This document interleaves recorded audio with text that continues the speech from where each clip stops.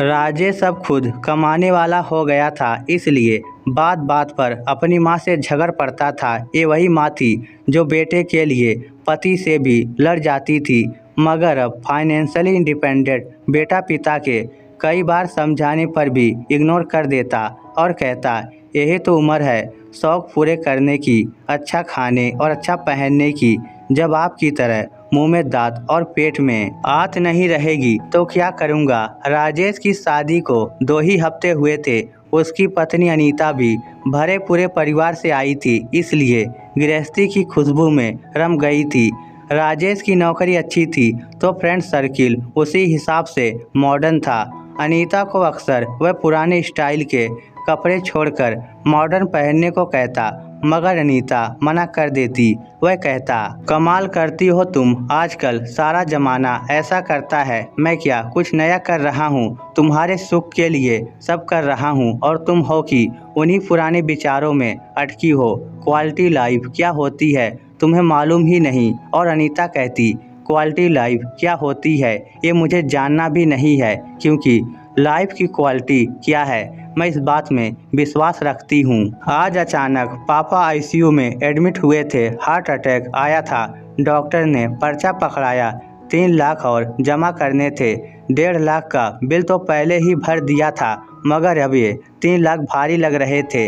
Rajesh ICU के बाहर बैठा सोच रहा था कि अब क्या करें। उसने कई दोस्तों को फ़ोन लगाया कि उसे मदद की ज़रूरत है, मगर सबने कोई न कोई बहाना बनाकर मना कर दिया। उसकी आंखें अब आंसुओं से नम थी।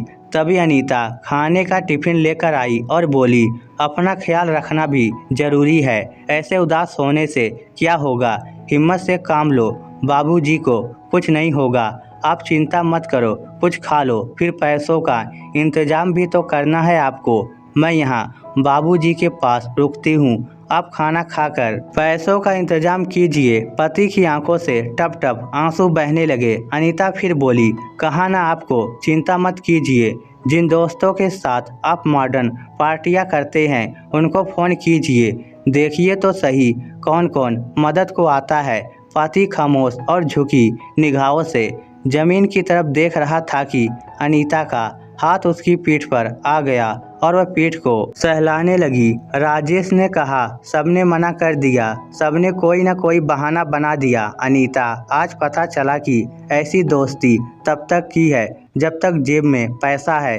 किसी ने भी हाँ नहीं कहा, जबकि उनकी पार्टियों पर मैंने लाखों उड़ा दिए। अनीता बोली, इसी दिन के लिए बचाने को तो माँ बाप कहते थे। खैर कोई बात नहीं, आप चिंता ना करो, हो जाएगा सब ठीक। राजेश ने कहा, अभी तो तनख्वाह मिलने में भी समय है, आखिर चिंता कैसे ना करूं अनीता। अनीता बोली, आपकी ख्वाहिशों को मैंने संभाल कर रखा है।